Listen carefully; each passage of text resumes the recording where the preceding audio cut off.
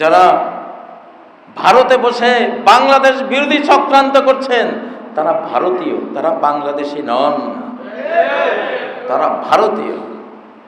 ভারতীয়রা আমাদেরকে 53 বছর জুলুম করেছে ভারতীয়রা, এবং বিগত 17 বছর ভারতীয়রা শাসন করেছে, আমাদেরকে অত্যাচার করেছে, কলোনি বানিয়েছে, দাসী বানিয়েছে। ওরা কি ভারতীয় না ওরা বাংলাদেশি? জবাব আমি আপনাদের থেকে নেব না, আমি কোরআন থেকে নেব। যারা মুসলিম জাতিসত্তার উপরে আক্রমণ করে, শত্রু দেশে বসে, মূর্তি পূজারী দেশে বসে আল্লাহ পূজারীদেরকে যারা আক্রমণ করে, তারা কি সে দেশের নাগরিক না বাংলাদেশের নাগরিক? কোরআন বলে, কোরআন উত্তর দেয়, কি দেয়? وَمَن يَتَوَلَّهُم مِّنكُمْ فَإِنَّهُ مِنْهُمْ। ওদেরকে যারা অন্তরঙ্গ বানায়, শত্রুদের যারা বন্ধু বানায়, তারা শত্রুদেরই অন্তর্ভুক্ত, তাদের জাতিভুক্ত, তাদের দেশের নাগরিক। ওরা, তোমাদের সাথে তাদের কোনো সম্পর্ক নাই। শুধু তোমরা কেন, আল্লাহর সাথেও তাদের কোনো সম্পর্ক নাই। যারা আল্লাহ পূজারীদেরকে আঘাত করে মূর্তি পূজারীদের সহায়তা নিয়ে, তাদের সাথে আল্লাহরও কোনো সম্পর্ক নাই, তাদের সাথে কোনো ইসলামী জাতিরও কোনো সম্পর্ক নাই। এটি সূরা আল মাইদার 52 নম্বর আয়াতে আল্লাহ ক্লিয়ার করেছে।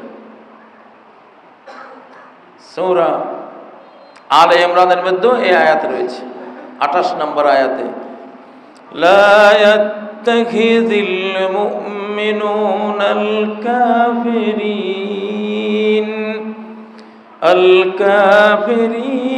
আউলিয়া। মুমিনরা, যাদের ঈমান আছে, বেঈমানদেরকে তারা অভিভাবক, সাহায্যকারী, বুদ্ধিদাতা, পরামর্শদাতা এগুলি হিসাবে গ্রহণ করবে না। পারমিশন নাই। ওয়ামান ইয়াফআল যালিক, যে এটা করবে, বেঈমানদেরকে পরামর্শদাতা, হেল্পার, সাহায্যকারী ইত্যাদি রূপে গ্রহণ করবে, ফালাইসা মিনাল্লাহি ফি শাই, তাদের সাথে আল্লাহর কোনো সম্পর্ক নাই, কোনো সম্পর্ক নাই। তাদের মূর্তির সাথে সম্পর্ক, দেব দেবীর সাথে সম্পর্ক, গণেশ নারায়ণের সাথে সম্পর্ক, আল্লাহর সাথে তাদের কোনো সম্পর্ক নাই। কোরআনের কথা, সূরা আলে ইমরান খুলে দেখো।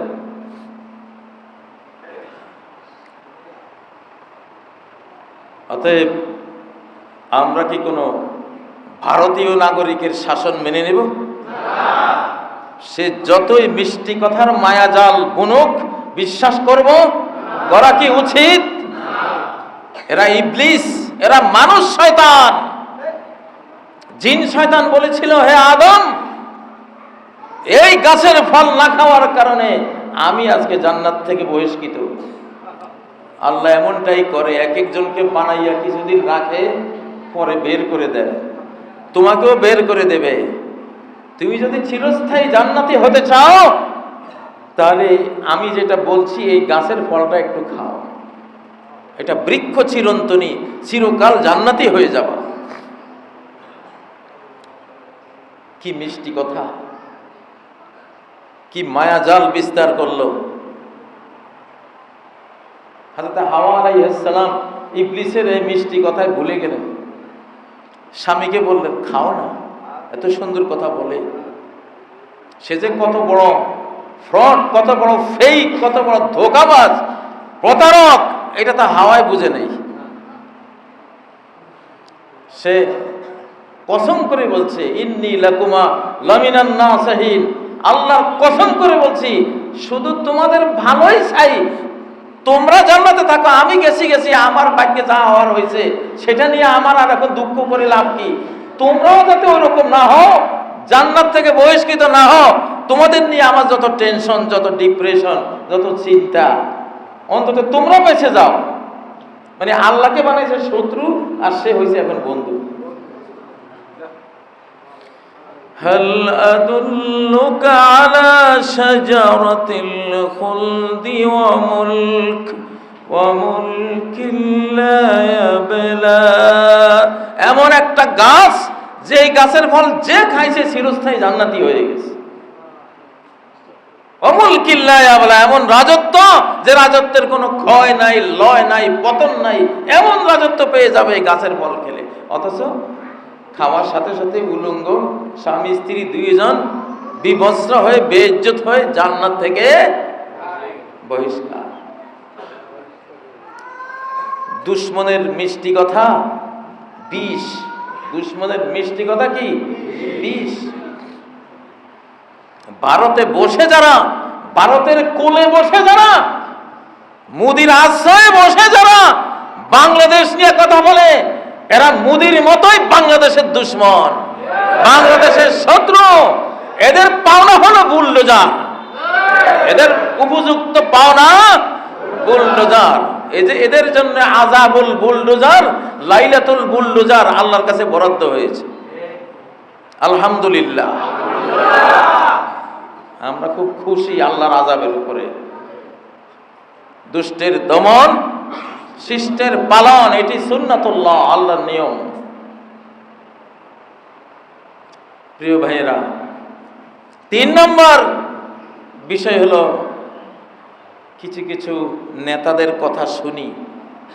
এই নেতারাও মির্জাফর। এই নেতার কিছু কিছু নেতা আছে মির্জাফর, জগৎ শেঠ। এরাও ভারতের দালাল, দালালদের মতো কথা বলে।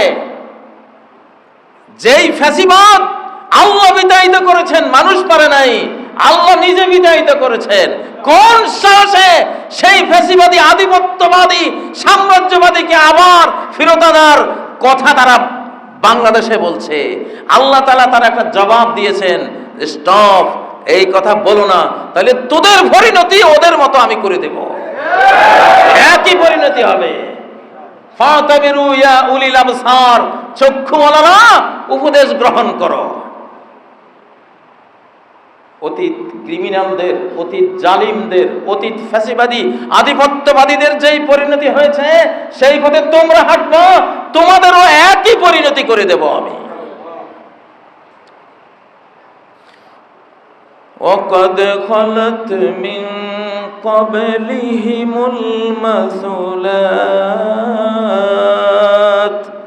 তোমাদের আগেই তো, কিছুদিন আগেই তো শাস্তির এক্সাম্পল, উদাহরণ, সাজা ভোগ করে কিভাবে বিদায় হয়েছে চোখের সামনে তো দেখলাম।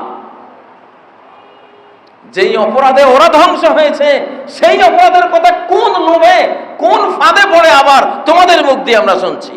নিশ্চয়ই তোমরাও দালাল সেজেছো আরেকবার। আমরা জানি এই দেশের শতকরা 75-80 জন জনগণ যারা, তারা ভালো, অধিকাংশ নেতৃবৃন্দ ভালো, কিন্তু উপরে বসা কিছু দালাল, কিছু মির্জাফর গোটা জাতির বিবেক নিয়ে খেলছে। এটা হতে দেব না আমরা, ইনশাআল্লাহ। এটা আকাশ থেকে আল্লাহ এটা হতে দেবেন না। 4 নম্বর কথা হলো নেতৃবৃন্দ, এই দেশের মানুষ এখন আর ফিটার খায় না। ঠকতে ঠকতে এখন এই দেশের মানুষ সবাই বুদ্ধিজীবী।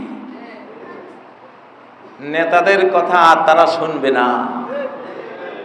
নেতাই বললে যে শুনবে, ঝাঁপ দেবে নেতৃবৃন্দ, সেই যুগ এখন বিদায় হয়ে গেছে। নেতা নেত্রীরা আপনারা বললেই এই দেশের জনগণ ঝাঁপ দেবে আপনাদের পেছনে, সেই সময় আর নাই। ঝাঁপ দেবে না, ঝাঁপ দেবে না, তার কথায় ঝাঁপ দেবে যার কথা তারা দেখবে নিখাদ সত্য, নিখুঁত আল্লাহ প্রেম, নিখুঁত দেশপ্রেম, নিখুঁত বাংলাদেশের প্রেম যার ভিতরে আছে, তাদের কথাই জনগণ ঝাঁপ দেবে ইনশাআল্লাহ। নেতৃবৃন্দ যদি নেতৃত্ব ধরে রাখতে চান, আল্লাহর ভাষা বুঝুন, সৃষ্টিকর্তার ভাষা বুঝুন, যুগের ভাষা বুঝুন, পরিবর্তিত যুগের পরিবর্তিত আবহাওয়া বুঝুন, বাংলাদেশের মানুষকে বুঝুন। কোন ভারতীয় দালাল, ভারতের বন্ধু এই বাংলাদেশে অ্যাকসেপ্টেবল আর হবে না। সেই যুগ খতম, সেই যুগ শেষ। এখন আল্লাহ বন্ধুদের যুগ এই দেশ। যারা বাংলাদেশ বন্ধু, বাংলাদেশের বন্ধু, তাদের যুগ এখন ইনশাআল্লাহ।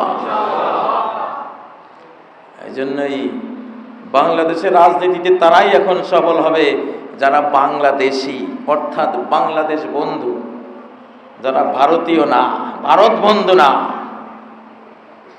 ভারতের বন্ধুত্ব করে বাংলাদেশে আপনি বাংলাদেশিদের মন পাবেন, অসম্ভব কথা। আপনার কথার মার পেস, আপনাদের কথার ঘোর জিলাপির পেস, এগুলি আমাদের কাছে এখন ক্লিয়ার, আলহামদুলিল্লাহ। ওয়ালা তারিফান্নাহুম ফি লাহনিল কওল, কথার টোনে তুমি অবশ্যই কসম করে বলছি তারে চিনবা, এটা মুনাফিক না দেশপ্রেমিক না মুখলেস। কথার প্যাচেই বোঝা যাবে, কথার টোনে তুমি বুঝবা।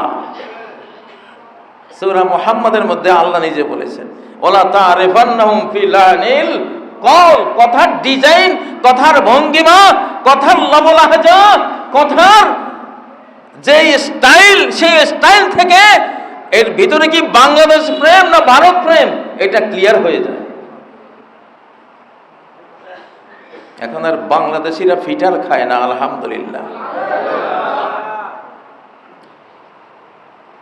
তাহলে সামনে ওরা আবারও আক্রমণ করবে আমাদেরকে, কারণ ওদের মন বলতে এখন শুধু প্লাস্টিক।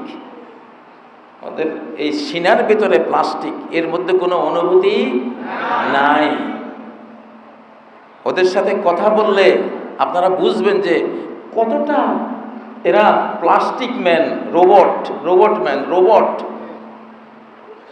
এই ফ্যাসিবাদী নেত্রী যাবার সময় বলে গেছে, কি বলে গেছে? আল্লাহ এত জুলুম সহ্য করবে না।